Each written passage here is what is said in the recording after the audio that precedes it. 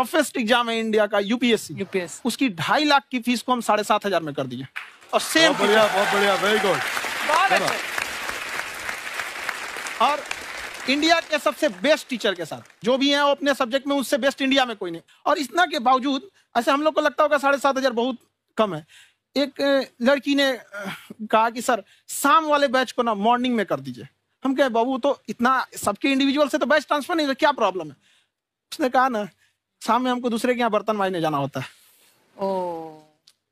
तो हम लोग को लगता है कि जितना ये तकलीफ इससे कई गुना ज्यादा है। और कई बार तो ऐसा लगता है कि वो भी ना ले। एक लड़का बेचारा नदी से बालू निकालता था और वो बालू को भरता था, फिर नाव बालू को किनारे लेके बेचती थी और वो बालू भरता था, उससे मेरी फीस ले आया। हमारा हाथ कांप गया, हम कैसे फीस ले लेंगे यहाँ पर।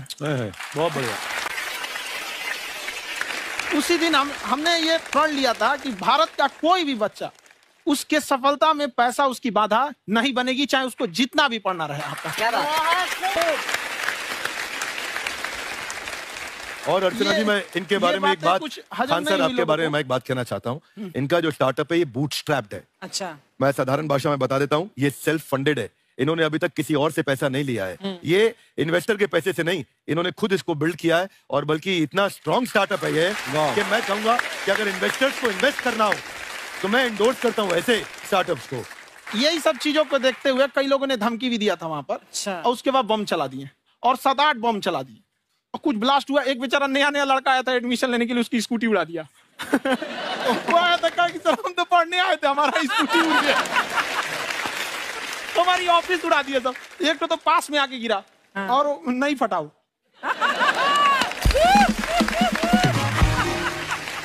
बाद में बहुत सारे लोग धमकियां दिए, लेकिन कहते हैं ना सूरज कितना भी तेज चमक ले समंदर नहीं सुखा सकता। वाह वाह वाह, क्या बात है। मैम एक्चुअली ये फीस कम करने का एक और रीजन है। 2.5 लाख 3 लाख की जो फीस में सब लोग पढ़ाई एफोर्ड नहीं कर पाते।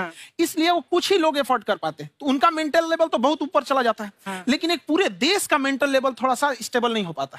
तो जब फीस कम रहेगी तो हर वो लड़का तैयारी करने के लिए आगे आएगा जिसका सपना है देश के लिए कुछ करने का। सीटें लिमिटेड हैं, उन्हें को मिलेगी, लेकिन जिन्हें नहीं मिलेगी उसे मिलेगा देश का एक जिम्मेदार नागरिक। तो इस देश को बदलना। क्या बात है। हम लोग विश्व गुरु कहे जाते थे, क्यों? क्योंकि दुनिया से लोग हमारे यहाँ पढ़ने आए थे। चाइना से ह्वेनसांग आया, फायान आया, आज कोई नहीं आता है। हम लोग का उद्देश्य एक समय आएगा जो फिर आएंगे यहाँ पढ़ने के लिए। क्या बात है। पर आप देखो अर्चना जी, सबसे ज्यादा आईपीएस आईएएस बिहार से निकलते हैं। आप देखो पढ़ाई लिखाई में पॉलिटिशियन बहुत बड़े बड़े निकले हैं। तो ऐसा नहीं है, हर जगह ऑप्शन भी नहीं है वहाँ पे, इंडस्ट्री नहीं है, खेती करेगा तो कोई खास वो नहीं रहे। ऑप्शन भी नहीं है, सही बात है। बिहार की मिट्टी में एक चीज है, जिद तो बहुत जबरदस्त है। कुछ भी नहीं रहेगा तो सब कुछ पाने का उसको जिद रहेगा, करके भी दिखा देगा। कर देंगे हमें आपको। आप 5 स्टार में रुके थे कल और नीचे जाके वड़ा पाव खाने गए आप रेहड़ी पे। एक्चुअली क्या है ना कि वहाँ जो चीजें सीखने को मिलती है ना, खाली पेट और खाली जेब इंसान को जो सिखाते हैं वो किसी यूनिवर्सिटी कॉलेज में नहीं सिखाया जाता। और गरीबी बड़ा बेशरम चीज होती है। तो कहते हैं कि मौत भी तू जल्दी आया कर गरीब के घर में। कफन का पैसा भी खर्च होता है दवाइयाँ खरीदते खरीदते। हाय हाय हाय, क्या बात है। और खान सर की खासियत ये है कि जिसको तो पढ़ना है, जिसको एजुकेशन चाहिए, वो तो इनका वीडियो देखते हैं। लेकिन वैसे भी कई लोग, जैसे अर्चना जी बात करी थी, कहती मैंने जब देखना शुरू किया तो मैंने बैक टू बैक इतने सारे वीडियोस देखे, क्योंकि आपका जो तरीका जो बोलने में, एक तो इनकी जो टोन है पढ़ाने में और साथ साथ में जो ह्यूमर आता रहता है, तो उसकी वजह से और भी इंटरेस्टिंग हो जाते हैं आपके वीडियो। शुरुआत में हम लोग जब स्टूडेंट लाइफ में थे, या हम कई स्टूडेंट को भी देखते हैं, वो बेचारे जब थक जाते हैं तो आपका शो देखने लगते हैं। तो शुरू में हमको लगता था जब कि अरे यार हमारी पढ़ाई उसके लिए है, लेकिन पढ़ाई में थक जाता है, शो देख के नहीं थक जाता। तो हमने सोचा दोनों को मिक्स कर देते हैं। तो हमने उसको, और आज आपको पता नहीं हमने भी यही किया है। मिक्स करने। हमारे एजुकेशन सिस्टम में 2 कमी है, एक एजुकेशन की, दूसरा सिस्टम की। आप पटना से है ना? हमें भी पटना पसंद है। बस कोई पटाने वाला चाहिए। नहीं मजाक नहीं कर रहे हैं। आपका जो चैनल है, हम दिन में 10 बार आपके चैनल को सब्सक्राइब करते हैं।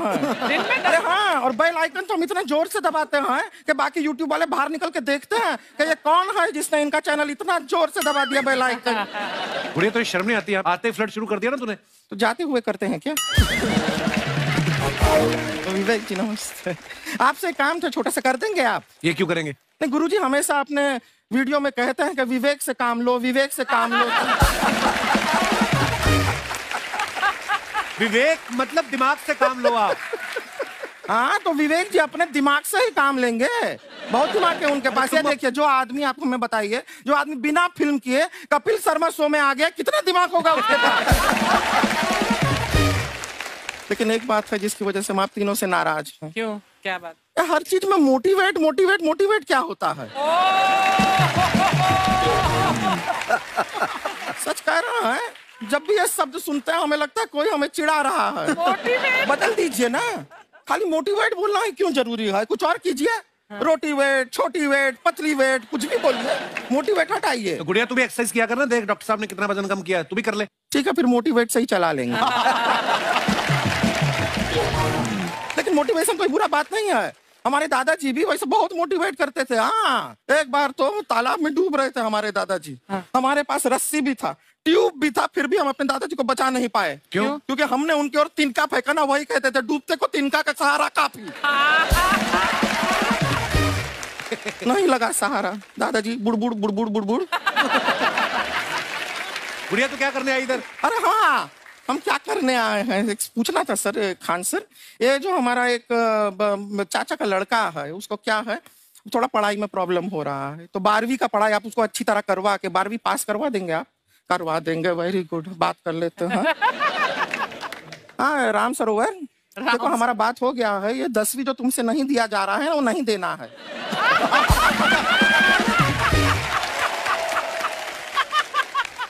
टेंशन नहीं है, 10वीं का खान सर से बात हुआ, ये सीधा 12वीं पढ़ा के पास कर देंगे। अरे ऐसे नहीं होता, पहले 10वीं पास करनी पड़ेगी, फिर 12वीं होगी ना। ऐसा कोई जरूरी नहीं है ये सीक्वेंस। हमारे मौसा जी थे, उनसे ना 10वीं हुई ना 12वीं हुई, अभी 3 दिन पहले सीधा उनकी 13वीं हुई। एक्चुअली क्या है, पढ़ाई लिखाई का हमको बहुत ज्यादा नॉलेज है नहीं। गांव में पढ़े हैं ना सर। स्कूल कहाँ होते थे अर्चना जी, गांव में स्कूल नहीं था, पेड़ के नीचे पढ़ते थे हम। यहाँ तक कि हमारे पास ब्लैक बोर्ड भी नहीं था। हमारे मोहल्ले की जो भैंसिया थी उसको खड़ा करके टीचर उसके ऊपर लिख के पढ़ाती थी। मजाक नहीं कर रहे हैं। और आप तो समझ रहे हैं, अभी ब्लैक बोर्ड की एक अटैच डस्टर था बैक बोर्ड का, समझ रहे हैं ऐसा, वो पीछे से आता था, लिखा हुआ मिटाता था और चला जाता था। ये तो कुछ भी नहीं है। एक बार क्या हुआ, हमारा स्कूल शुरू हुआ, शुरू होते ही 2 महीने के लिए छुट्टियां हो गई। क्यों? ब्लैक बोर्ड ने बछड़ा दिया था ना। तो वैसे आप लोग ना इतने ज्ञानी हैं, सब कुछ जानते हैं। आपसे एक टेक्निकल सवाल पूछे। एक बार ना 4 दोस्त थे, 4 दोस्त, साम दाम दंड भेद। वो डिसाइड करते हैं कि चलो एक गेम खेलते हैं, तो टीम्स बनाते हैं। तो साम दाम ने एक टीम बनाया। इस पे भेद को बहुत गुस्सा आया, पता है क्यों? क्यों? क्योंकि भेद को दंड मिला ना।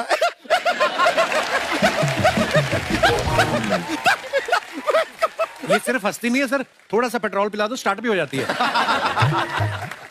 इतना है क्यों और भी बता दीजिए। जब हम बीमार होते हैं हम डॉक्टर के पास नहीं मैकेनिक के पास जाते हैं, और डिटेल दे दीजिए। ऐसा कुछ नहीं है सर, ये बोलते हैं खाली। लेकिन अभी एक रिक्वेस्ट था सर, हमारा एक भाई है, पुरुषोत्तम नाम है उसका, वो गांव से आया हुआ है। आप लोग थोड़ा उससे सब बातचीत करेंगे, थोड़ा उसको प्रोत्साहन देंगे। और शर्मा जी, आपसे भी एक रिक्वेस्ट था, आपसे हमने कभी कुछ मांगा नहीं है। पुरुषोत्तम आएगा ना, एक बार बस उससे कह दीजिएगा, पुरुषोत्तम तुम कितने हैंडसम हो। मैंने देखा ही नहीं अभी तक। तो देख के बस बोल दीजिएगा तुम कितने हैंडसम हो, ऐसा बोल दीजिएगा प्लीज। ठीक है, हम बुला लेते हैं पुरुषोत्तम।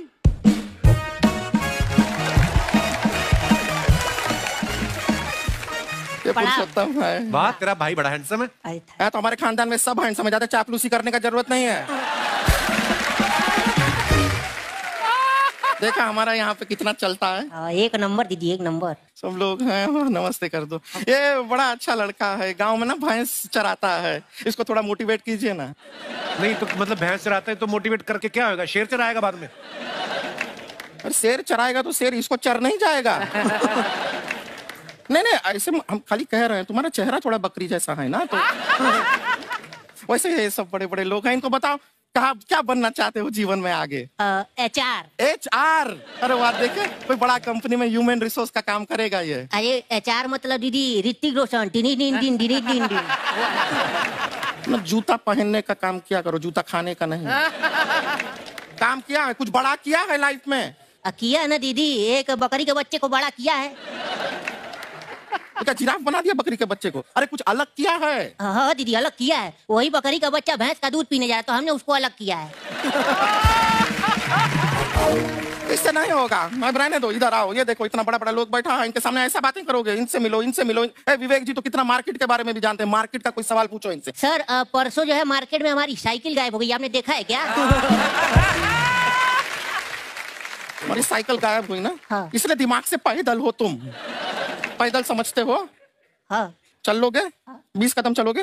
हाँ। घूमो जरा, अभी 20 कदम चल के दिखाओ। निकलो।